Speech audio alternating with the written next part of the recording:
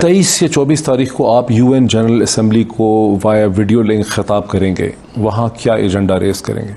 देखिए, असल तो कश्मीर है। मेरी जब प्राइम मिनिस्टर ऑफ पाकिस्तान से बात हुई तो मैंने उनसे गुजारिश की थी कि आप कश्मीरियों के लिए एक बैकग्राउंड लगाएं। प्राइम मिनिस्टर का खिताब था, लेकिन वो मनी लॉन्ड्रिंग का बिल और ये सारा कुछ लेके बैठ गए। इंडिया के साथ चाइना ने एक जंग जैसी कैफियत बनाई हुई है। चीन ने अक़वाम मुत्तहिदा से खिताब में, चाइना ना किसी के साथ सर्द जंग में जाना चाहता है ना गर्म जंग में जाना चाहता है।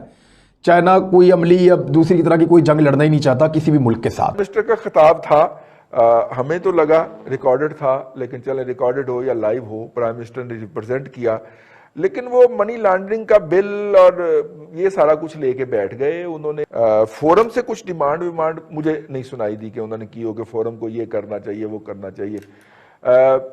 How do you see it sir? इसको एफएटीएफ के साथ भी अगर कानून साजी जो है उसके साथ जोड़ के अगर देख लें तो सुना कि ये उन्होंने अंग्रेजी में ही खिताब किया, रिकॉर्डेड था, इसमें कोई शक नहीं था, लोकल भी उसमें टच दिया गया।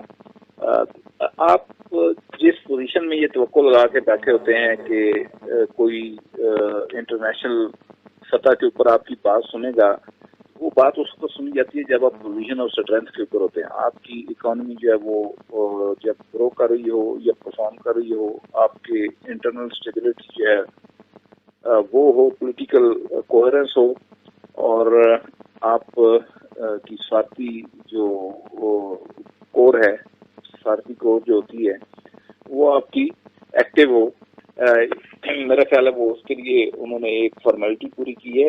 अगर आप कहें कि कोई बड़ा इम्पैक्ट आएगा तो मुझे नहीं लगता कि इसका कोई बड़ा इम्पैक्ट आए। ये बड़ा सिलेक्टिवली ऑपरेट करता है, जिसकी लाठी है उसकी भैंस है। इंडिया के साथ चाइना ने एक जंग जैसी कैफियत बनाई हुई है। चीन ने अक़वाम मुत्तहिदा से खिताब में, चाइना का कोई इरादा नहीं है जंग लड़ने का, चाहे वो सर्द जंग हो चाहे दूसरी जंग हो, और ये यूनाइटेड नेशन जनरल असेंबली में चाइनीज सदर ने कहा ना गर्म जंग में जाना चाहता है। चाइना कोई अमली या दूसरी तरह की कोई जंग लड़ना ही नहीं चाहता किसी भी मुल्क के साथ, तो उससे बचने के लिए वो हर मुमकिन कोशिश कर रहे हैं। तो ये जो इस वक्त चीन के सदर का स्टेटमेंट का ये वाला हिस्सा है, इसको इंडिया ने बहुत पसंद किया है। कुछ हिस्से जो है वो अमेरिका ने पसंद किए हैं, कुछ अरब ममालिक ने पसंद किए हैं, तो हर एक अपने अपने हिसाब से लगा रहे हैं कि भाईजान आपको गाड़ी टक्कर मार के गई है तो आप बच गए हो। उन्होंने कहा कि मैं बच तो गया हूं, लेकिन मुसीबत बहुत हो गई है, क्योंकि उसके पीछे होता लिखा हुआ था कि अच्छा दोस्त फिर मिलेंगे। वो झूठ बोलेगा मगर लाजवाब कर देगा। ठीक है ना? सही बात। 2000 से लेके 2020 तक का ठीक हो गया। इस दौरान इस खित्ते के अंदर, क्योंकि पाकिस्तान को भी खरब हार रुपए की ट्रांजैक्शन होती है, ठीक हो गया सर? खरब हार रुपए जब मैं कहता हूं तो डबल डिजिट खरब की बात हो रही है। ठीक है, इस दौर के अंदर इस खित्ते में एक बहुत बड़ी जंग लड़ी गई है। अब हम कह रहे हैं कि नहीं अच्छे बच्चे बन गए सर, ये ना हो गया आ बैल मुझे मार। अब ये बिल्कुल ठीक है। देखें, पाकिस्तान की जो हालत है ना, वो है हाथी की उस दुम की, कि हाथी निकल गया है, उसको किसी ने नहीं देखा, वो दुम चूके पीछे हिलती रहती है, हम दुम वाले हैं, वो काम है हमारा।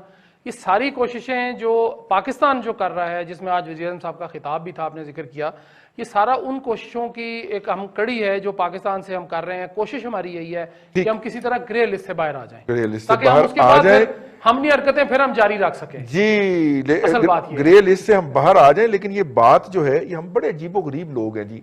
अगर दूध की कीमत ज्यादा हो तो हम दूध की दुकान पे खड़े होके उस बंदे को नहीं कहते कि आज तुमने कीमत बढ़ाई है और क्यों बढ़ाई है। हम जाके सब्जी वाले के पास कहते हैं कि ये दूध वाला बड़ा गंदा आदमी है, इसने आज दूध की कीमत 5 रुपए किलो बढ़ा दी है। और अगर सब्जी वाला जो है हमें बदबूदार टींडे दे दे या बुसे हुए लौकी दे दे, कद्दू यानी के दे दे, तो उसकी शिकायत जो है वो हम कपड़े वाले की दुकान पे जाके करेंगे या हम दही पकौड़ियों वाला से करेंगे। इस वक्त भी एग्जैक्टली हमारी हुकूमत जो है जिस जगह के ऊपर टक्कर मारनी है वहां पे नहीं मार रही, और जो बात करनी है वो नहीं कर रही। मेरी बात समझ रहे हैं ना आप? सर, बात घूम फिर के हमारे घर भी नहीं आएगी, बल्कि और कहीं जाएगी, और कहीं भी जाएगी। नहीं, बिल्कुल।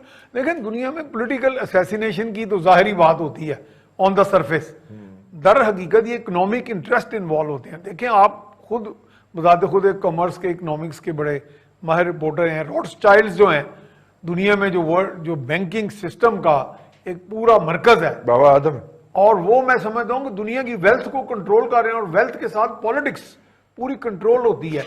सारी की सारी जो पॉलिटिक्स में जितनी मैन्यूवरिंग, जितनी मैनिपुलेशन, ये सारा वही एक वेल्थ का ही, और माइट इज राइट वाली बात है। आपने एक वॉर का जिक्र किया, सैफ साहब उस पर नहीं बोले। वॉर ये थी जी कि वॉर को कराने वाले कौन थे, उसके फंडिंग कौन करते थे, उसको आगे बढ़ाने के लिए कौन करते थे। वॉर ऑन टेरर में जब पाकिस्तान ने हिस्सा लिया तो हमारी मदद कौन करते थे, और हमें क्या उन्होंने पैसे दिए कि नहीं दिए, और वो पैसा अगर उनके अपने ऊपर इतना कर्ज है तो वो पैसा कहां से आ रहा था। बिल्कुल ठीक है। मसला ये नहीं जी कि अमेरिका एक हमारी तरफ है, दोनों तरफ खेल रहा है। भाईजान ये बात नहीं है। आपको याद होगा कि माजी में हमारे हमसाया मुल्क में वो मिस वर्ल्ड भी वहां पे थी, मिस यूनिवर्स भी वहां पे थी, और मिस पता नहीं अटलांटिक, एशिया पता नहीं एशिया पैसिफिक, वो भी एक ही मुल्क से यानी इंडिया से बन गई। उसके बाद वहां पे जो फ्लड हो गया, जो ये आपकी कॉस्मेटिक्स या मेकअप वाली कंपनियां थी और मल्टी नेशनल का वहां फ्लड हो गया, हर एड के अंदर वो तीनों खवातीन जो थी। अपनी गल क्यों नहीं दसते? आपकी लॉन्स और वाइल्स ने भी वहां पे फ्लड कर दिया, और आपने वहां पे बिलियंस ऑफ रुपीस जो है अनऑफिशियल ट्रेड से कमाए, वाया दुबई या वाया कश्मीर, वो चले गए।